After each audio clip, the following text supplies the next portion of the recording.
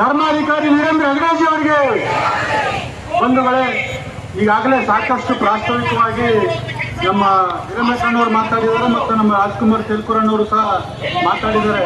ವಿಷಯ ನಮಗೆಲ್ಲ ಗೊತ್ತಿರುವಂಥದ್ದು. ಕಳೆದ ಸುಮಾರು ತಿಂಗಳಿಂದ ಸುಮಾರು ವರ್ಷಗಳಿಂದ ನಡೀತಾ ಇದೆ. ಏನಪ್ಪಾ ಅಂತಂದ್ರೆ ಒಂದೇ ಉದ್ದೇಶ, ನಮ್ಮ ಹಿಂದೂ ಧರ್ಮದ ಅಸ್ಮಿತೆಯನ್ನು ಕೊಲೆ ಮಾಡುವಂತ ಕೆಲಸ ಇವತ್ತೇನಪ್ಪ ಅಂದ್ರೆ ಸರ್ಕಾರ ಮಾಡ್ತಾ ಇದೆ ಬಂಧುಗಳೇ. ಯಾಕಂದ್ರೆ ಅನೇಕ ವರ್ಷಗಳ ಹಿಂದೆನೂ ಸಹ ಇದು ನಡ್ಕೊಂಡು ಬಂದಿದೆ. ಆದ್ರೆ ಇದು ಯಾವುದಕ್ಕೂ ಸಹ ನಾವು ತಲೆ ಕೊಡಬಾರ್ದು. ಮತ್ತೆ ಧರ್ಮಸ್ಥಳದ ಇವರೇನು SIT ರಚನೆ ಮಾಡಿದ್ದಾರೆ, ಒಳ್ಳೆಯದು, ನಾವು ಸ್ವಾಗತ ಮಾಡ್ತೀವಿ. SITಯಲ್ಲಿ ತನಿಖೆ ಆಗಲಿ, ತಪ್ಪಿತಸ್ಥರಿಗೆ ಶಿಕ್ಷೆ ಆಗಲಿ. ಆದ್ರೆ ಅದು ಹಿಂದೆ ನಿಂತ್ಕೊಂಡು ಈ ಸಾಮಾಜಿಕ ಜಾಲತಾಣದಲ್ಲಿ ಏನು ಅವಾಚ್ಯವಾಗಿ ಮಾತಾಡೋದಿದೆ, ಇನ್ನೊಂದಿದೆ, ಅದು ನಿಲ್ಬೇಕು ಮೊದಲು. ಮತ್ತೆ ನಿನ್ನೆ ಒಂದು ಕೇಳ್ತಾ ನೋಡಿರ್ಬೋದು ಎಲ್ಲರೂ ಟಿವಿಯಲ್ಲಿ, ಸುಮಾರು 15 ಅಡಿ ಒಂದೊಂದು ಅವ್ರೇನು ಜಾಗ ತೋರಿಸ್ತಾ ಇದ್ದಾರೆ, ಒಂದೊಂದು ಕಡೆ 15 ಅಡಿ ಅಗಲ್ತಾ ಇದ್ದಾರೆ. ಯಾರಾದ್ರೂ ಸತ್ತಾರೆ ಹೆಣ 15 ಅಡಿ ಉಳ್ತಾರೇನೋ, ಇದು ಒಂದು ಪ್ರಶ್ನೆ ಇದೆ. 15 ಅಡಿ ಯಾರನ್ನ ಅಷ್ಟು ಕೆಳಕ್ಕಾಗದು, ಯಾರು ಯಾವ ಹೆಣಗಳು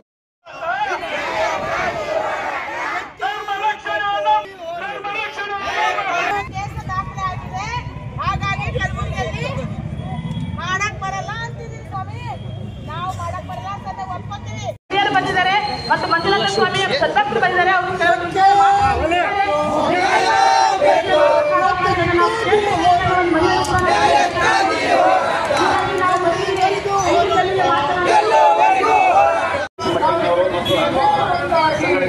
ಸುಮಾರು ಒಂದು 5 ಜನ ಕೊಡ್ತಾರೆ.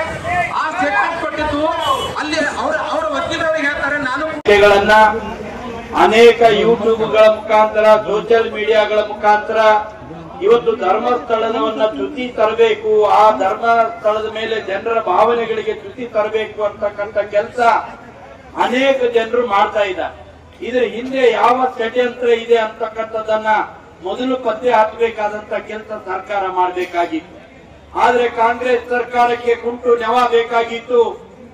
ಇವತ್ತು ಒಂದು ಷಡ್ಯಂತ್ರದ ಫಲವಾಗಿ ಆ ಅನಾಮಿಕ ವ್ಯಕ್ತಿಯನ್ನ ಸರ್ಕಾರವೇ ಕೋರ್ಟಿಗೆ ಕಳಿಸಿ SIT ರಚನೆ ಮಾಡೋ ರೀತಿಯಲ್ಲಿ ಮಾಡಿ ಇವತ್ತು ಹಿಂದೂ ಧರ್ಮಕ್ಕೆ ಚ್ಯುತಿ ತರ್ತಕ್ಕಂಥ ಕೆಲಸ ಇಲ್ಲಿರ್ತಕ್ಕಂಥ ಕಾಂಗ್ರೆಸ್ ಸರ್ಕಾರ ಮಾಡ್ತಾ ಇದೆ ಅಂತಕ್ಕಂಥ ಮಾತನ್ನ ನಾನು ಈ ಸಂದರ್ಭದಲ್ಲಿ ಹೇಳ್ತೇನೆ.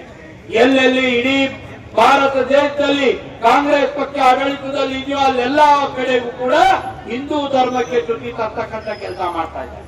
ಅವನ್ ಯಾವನ್ರಿ ಅನಾಮಿಕ ವ್ಯಕ್ತಿ, ಅವನು ಯಾವ ಬುರುಡೆಯನ್ನು ಇಟ್ಕೊಂಡು ಬಂದ, ಅದು ಎಲ್ಲಿಂದ ತಗೊಂಡು ಬಂದಿದ್ದಾನೆ ಅಂತ ಹೇಳಿ ಲಾಕಪ್ ನಲ್ಲಿ ಹಾಕಿ 4 ವರ್ಷ ಅವನ ಕಡೆಯಿಂದ ಬಾಯಿ ಬಿಡಿಸಬೇಕಾಗಿತ್ತು ಪೊಲೀಸರು. ಅದನ್ನ ಮಾಡಲಿಲ್ಲ. ಅವನಿಗೆ ಮಂಪರು ಪರೀಕ್ಷೆ ಒಳಪಡಿಸಬೇಕಾಗಿತ್ತು, ಅದನ್ನು ಕೂಡ ಅವನಿಗೆ ಮಾಡಲಿಲ್ಲ.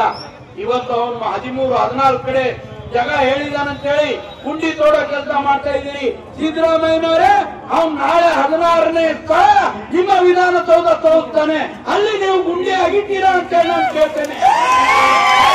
ನೀವು ಕೂತಿರೋ ವಿಧಾನಸೌಧದ ಕೆಳಗಡೆ ಕೂಡ ಹೆಣಗಳು ಹೂತಿದ್ದೇವೆ ಅಂತಕ್ಕಂಥ ಮಾತನ್ನ ಆ ಅನಾಮಿಕ ಬಂದು ಹೇಳಿದ್ರೆ ನೀವು ಅಲ್ಲಿ ಗುಂಡಿ ತೆಗಿಸ್ತಕ್ಕಂಥ ಕೆಲಸ ಮಾಡ್ತೀರಾ?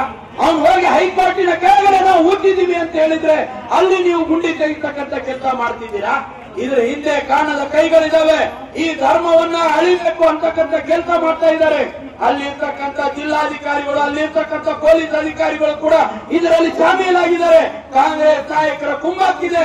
ಈ ಕುಮ್ಮಕ್ಕಿನಿಂದ ಇವತ್ತು SIT ರಚನೆ ಆಗಿದೆ. SIT ರಚನೆ ಬಗ್ಗೆ ನಮಗೆ ತಕರಾರಿಲ್ಲ.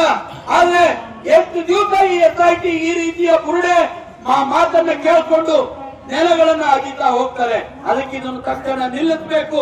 ಅವನಿಗೆ ಮಂಪರು ಪರೀಕ್ಷೆಗೆ ಒಳಪಡಿಸಬೇಕು. ಅವನ ಹಿಂದೆ ಇರ್ತಕ್ಕಂಥ ಕಾಣದ ಕೈಗಳು ಯಾವ್ಯಾವ ಇದಾವೆ ಅವುಗಳನ್ನ ತನಿಖೆ ಮಾಡಬೇಕು. ಮತ್ತು ಇದು ನಿಜವಾಗಿ ಈ ತನಿಖೆಯಿಂದ ಹೊರಗೆ ಬರಬೇಕು. ಸೌಜನ್ಯ ಪ್ರಕರಣ ಇರಬಹುದು ಮತ್ತು ಅಲ್ಲೇನು SIT ರಚನೆ ಆಗಿದೆ, ಇದರಿಂದ ನಮಗೆ ನ್ಯಾಯ ತಿಳ್ಕೋದಿಲ್ಲ, ಇದನ್ನು CBI ಒಪ್ಪಿಸಬೇಕು ಅಂತಕ್ಕಂಥ ಮಾತನ್ನು ಕೂಡ ನಾವು ಈ ಸಂದರ್ಭದಲ್ಲಿ ಹೇಳ್ತೇವೆ. ಮತ್ತು ಧರ್ಮಸ್ಥಳಕ್ಕೆ ಯಾರೇ ಚ್ಯುತಿ ಮಾಡಿದ್ರು ಕೂಡ ಧರ್ಮಸ್ಥಳಕ್ಕೆ ಚ್ಯುತಿ ಆಗೋದಿಲ್ಲ. ಯಾಕೆಂದ್ರೆ ಕೋಟ್ಯಾಂತರ ಭಕ್ತರು ಧರ್ಮಸ್ಥಳದ ಮಂಜುನಾಥನ ಮೇಲೆ ವಿಶ್ವಾಸವನ್ನು ಇಟ್ಟಿದ್ದಾರೆ. ಅವನ ವಿಶ್ವಾಸವೇ ಅನೇಕ ಜನರು ಉಸಿರಾಗಿದೆ. ಹಾಗಾಗಿ ಆ ಉಸಿರು ಇರೋವರೆಗೂ ಈ ಕೋಟ್ಯಾಂತರ ಜನ ಹಿಂದೂಗಳು ಆ ಧರ್ಮಸ್ಥಳಕ್ಕೆ ಚ್ಯುತಿ ಮಾಡೋದಕ್ಕೆ ಬರೋದಿಲ್ಲ, ಕಳಂಕ ತರೋದಕ್ಕೆ ಬಿಡೋದಿಲ್ಲ ಅನ್ನುವಂತ ಮಾತನ್ನು ಈ ಸಂದರ್ಭದಲ್ಲಿ ಹೇಳಿ ಸರ್ಕಾರಕ್ಕೆ ಆಗ್ರಹ ಮಾಡ್ತೇವೆ. ತಕ್ಷಣ SIT ಯಾವುದು ಏನ್ ತನಿಖೆ ನಡೀತಾ ಇದೆ ಅದನ್ನು ನಿಲ್ಲಿಸಬೇಕು, ಮಂಪರು ಪರೀಕ್ಷೆ ಮಾಡಬೇಕು, ಆ ವ್ಯಕ್ತಿಗಳನ್ನ ಹಿಡಿದು ಒಳಗೆ ಹಾಕಬೇಕು ಅನ್ನುವಂತ ಆಗ್ರಹವನ್ನು ಮಾಡಿ ನನ್ನ ಮಾತಿಗೆ ವಿರಾಮ ಕೊಡ್ತೀನಿ. ಬೋಲೋ ಭಾರತ್ ಮಾತಾ ಕಿ